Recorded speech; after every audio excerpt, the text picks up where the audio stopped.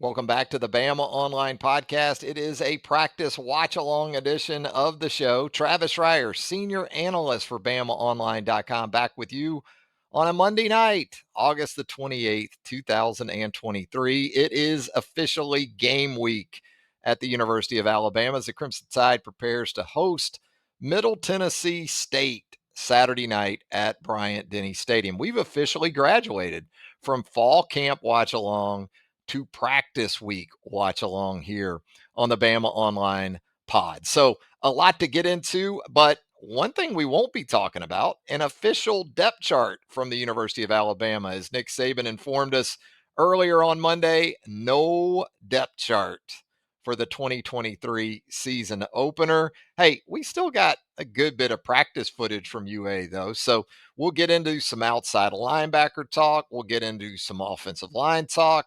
We'll look at some defensive back stuff. We've got quarterbacks and receivers, defensive line as well. We got some stuff to get into, and we'll start it with the outside linebackers. As we see here, as we get the footage rolling, there's Coleman Hutzler, the outside linebackers coach and special teams coordinator for the Crimson Tide, working with Chris Braswell and Dallas Turner at the top of the drill.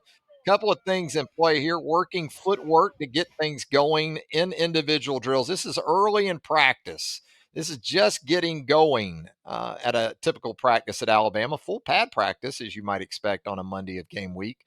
But Hutzler getting his guys some footwork going here, keeping those eyes up, and then simulating takeaway opportunities because we've heard it so often from Nick Saban.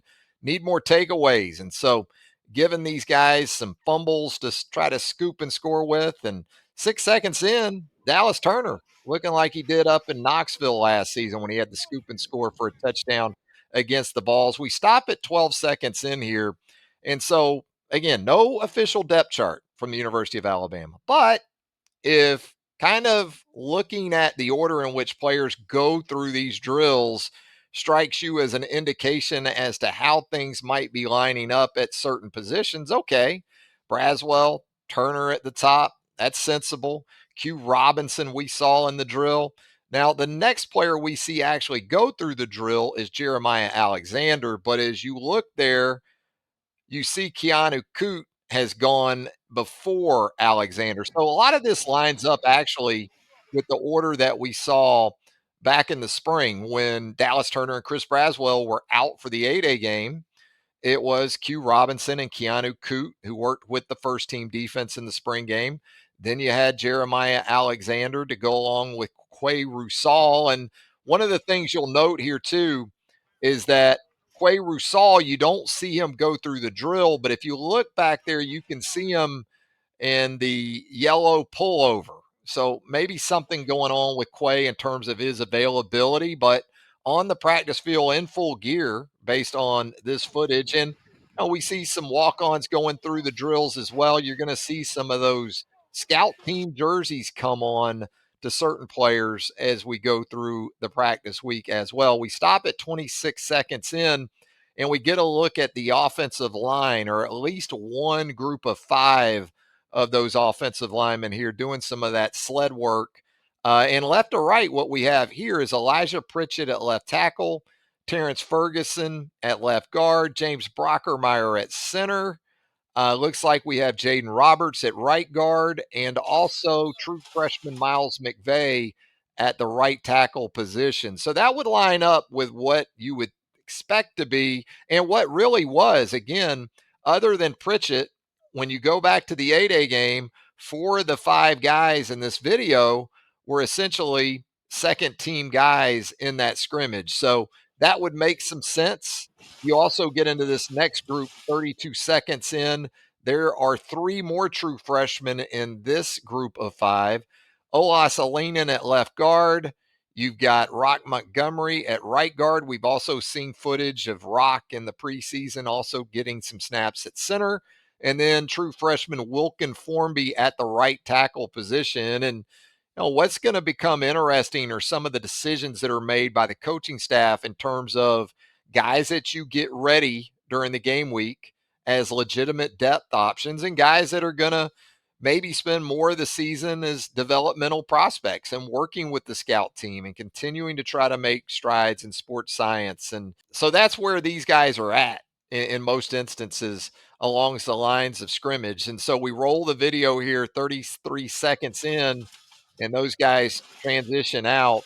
Again, this footage brings to mind the Joe Pendry days at Alabama, especially the sled stuff, because boy, I can still hear Joe Pendry roll the hips. Joe Pendry during the early stages of the Nick Saban tenure at the University of Alabama. We roll it here at the 41-second mark. There's Jaden Roberts, veteran depth provider, a guy who, again, I feel like at a lot of places could be very much in the mix for a starting position. So he continues to come along. And then we get into a look of the left side of the offensive line. There's Seth McLaughlin at center.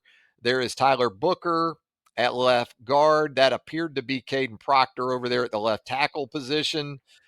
You move it over to the other side. There is a close up of perhaps Alabama's top overall prospect for the 2024 NFL draft. I guess there is legitimate cases to be made for Kool-Aid McKinstry and Dallas Turner as well. But a money year for all three of those guys, including J.C. Latham here, as we see in the video as it runs 52 seconds in. I'm going to try to rewind that just a little bit. See if, there's Darian Dalcourt as I stop it at the 51-second mark. So Darian Dalcourt still at right guard alongside J.C. Latham. That's been sort of the combination that seems to have been in play here of late. And they continue to work that in this particular drill. 55 seconds in, we transition to quarterbacks.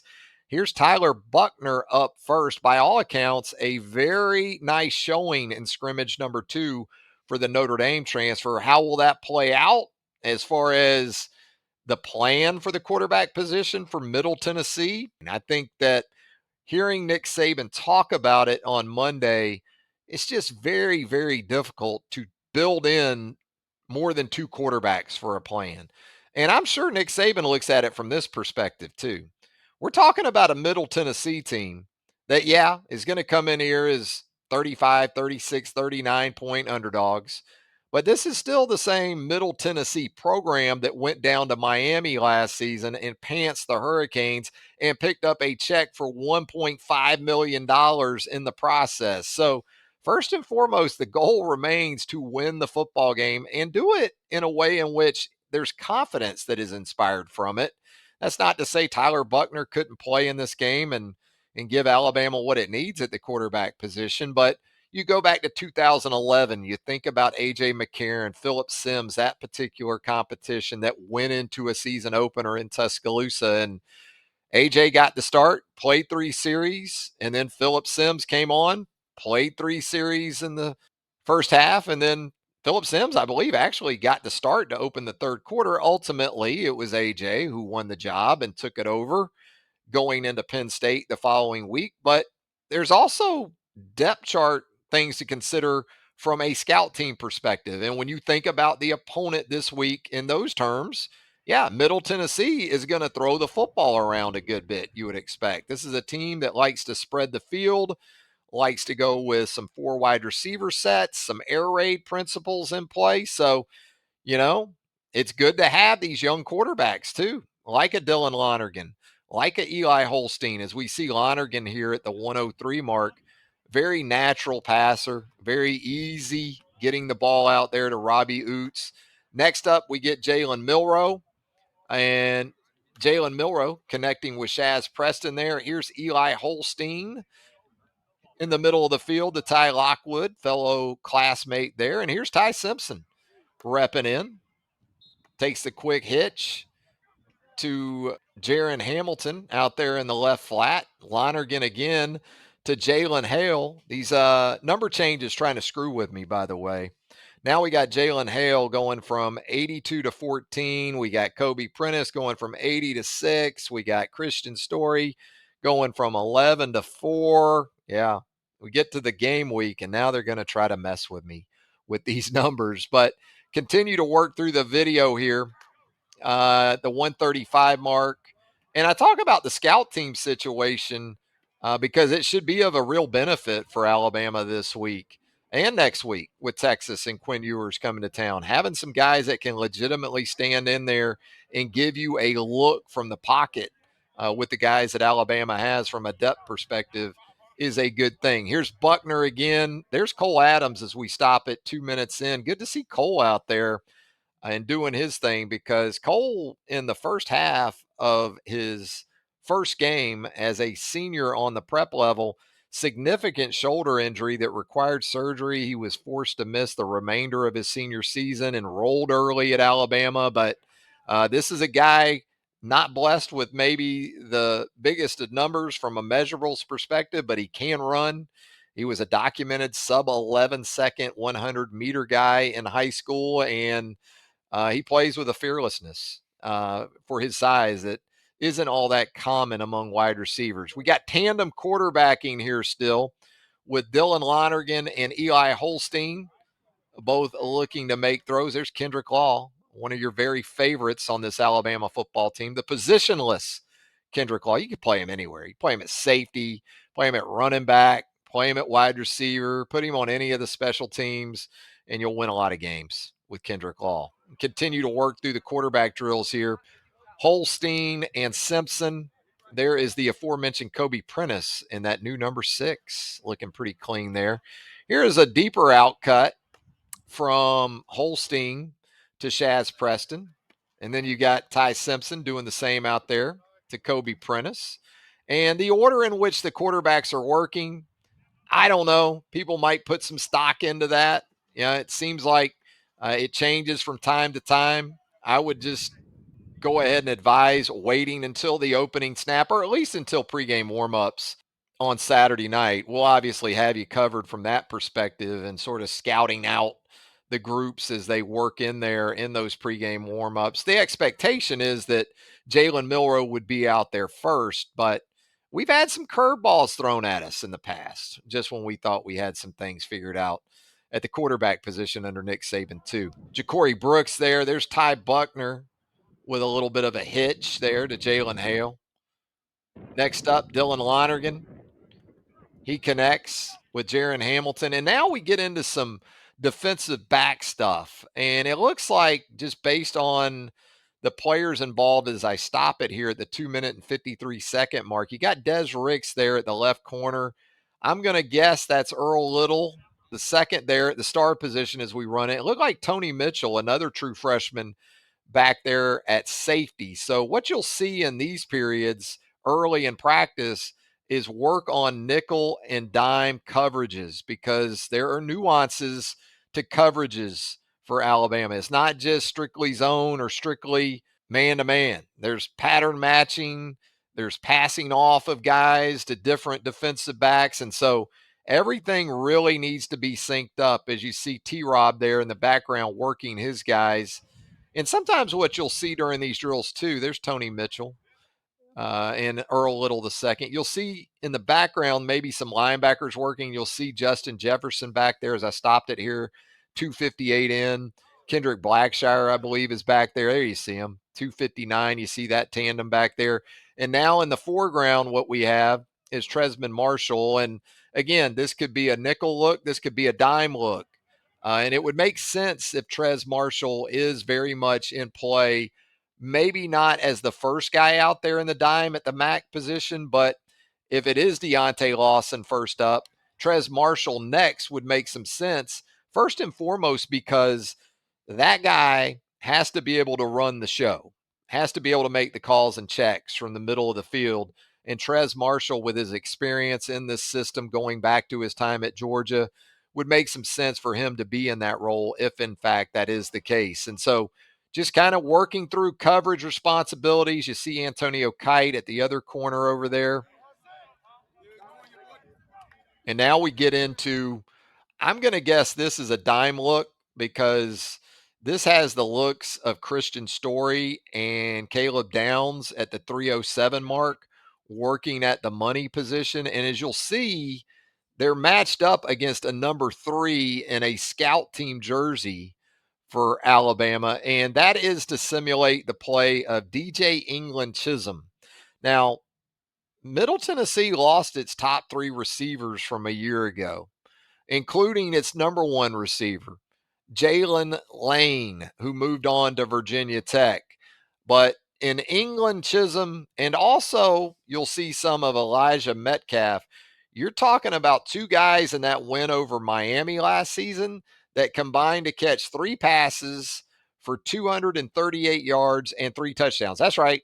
All three of their combined catches for England, Chisholm, and also Metcalf went for touchdowns. And not just red zone touchdowns, not just goal line scores. We're talking about three touchdown catches in that game in excess of 60 yards. And so the quarterback a year ago for Middle Tennessee, Chase Cunningham, he only needed 25 attempts in that game against Miami to pass for 408 yards and three touchdowns. That is certainly a stat line that Alabama will be looking to avoid on Saturday night, but it just goes to point out that with Middle Tennessee, there are capable options at the receiver positions. And this is an offense, if you're experiencing transition on the back end of your defense, they can expose some things from time to time. So, whereas it's daunting in some ways for Alabama, even with a new starting quarterback for Middle Tennessee, it's a great opportunity to work in those five or six guys that initially, at least, you think are going to be your primary players in the secondary as far as the nickel and dime packages. And so, a look that you very well could see a good bit of Saturday night involves that money position in the dime and certainly the star position. And we heard Nick Saban talk about the safeties on Monday, and he seems to really like Jalen Key, the transfer from UAB, Downs, the true freshman, Malachi Moore, the experienced, versatile option at the safety position. Christian Story, going to have to step up a little bit more, you got to think, after Saban revealed on Monday that Devontae Smith is dealing with a foot injury. So some opportunities for some depth there at the safety position as well. Combine that with corner with Kool-Aid McKinstry, Terrion Arnold, Trey Amos, star position. You add in Earl Little there too. You got 8 options you still feel pretty good about, I would think. But again, this is an offense for Middle Tennessee that will challenge you, and with the potential to play maybe some more zone against this offense, that also means there's the potential for bust. Now, your pass rush can help you too in some ways by speeding up things for this Middle Tennessee passing game, but just some things to keep an eye on as we get you ready for Alabama, Middle Tennessee. Okay, we move it on here at the 308 mark again as we see Story and Downs shadowing each other there in that look. And we're back with the outside linebackers. And that looks like Rusal and that yellow pullover to go along with Jeremiah Alexander. And again, working those hands, getting off blocks, simulating edge setting. You got to be able to do it. It starts from the ground up. Watch these guys shoot. There you go. Get off, get those eyes inside, find the ball. Now we get into some defensive line work with Damon Payne. There's Edric Hill, a true freshman. And now we're going to wrap things up with a couple of defensive linemen that you certainly expect big things from in 2023. That's fifth-year senior, fifth-year player, actually. He's played the previous 4 seasons, so this will be his 5th season as a participant on that Alabama defensive line. Justin Aboigbe, number 92. And here comes Jaheim Otis. Man, look at Jaheim as I stop it here at about 344, 345. Man, this guy looks good going into his sophomore season. It continues to amaze the physical transformation that he's been able to make. It's to the point where of late, listen to this podcast or watched our practice watch-alongs. I'm good with Jaheim Otis playing an in spot and Tim Keenan playing inside, or vice versa. I don't think this is the week for that because, again, I think it's going to be more centered on pass defense and getting your best pass rushers on the field.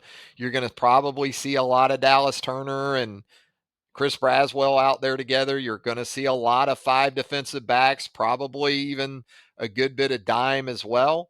But when you think big picture and what's coming down the pike as far as opposing offenses go, not all that difficult to envision Alabama doing everything it possibly can to get its best guys out there on early breakdowns. That's going to do it for the latest practice watch along here on the Bama Online podcast. Now, this thing's going to upload a couple different ways. It's going to go to video on the personal YouTube page. That's at Travis Reier, BOL. It's also going to go up in audio format at the Bama Online podcast. So wherever you consume podcasts, you're going to find the Bama Online podcast. If you'd leave us a rating and a review while you're there, that would help us out tremendously, and we would greatly appreciate it. So come hang out with us at BamaOnLine.com. Our site publisher, Tim Watts, the veteran, Andrew Bone, Joseph Hastings, Clint Lamb. You've got Jimmy Stein. You've got senior team writer, Charlie Potter, and myself. We're going to post up with you right there at the round table, our premium message board at BamaOnline.com. Travis Reier, thanking you once again for joining us. And until next time, so long, everybody.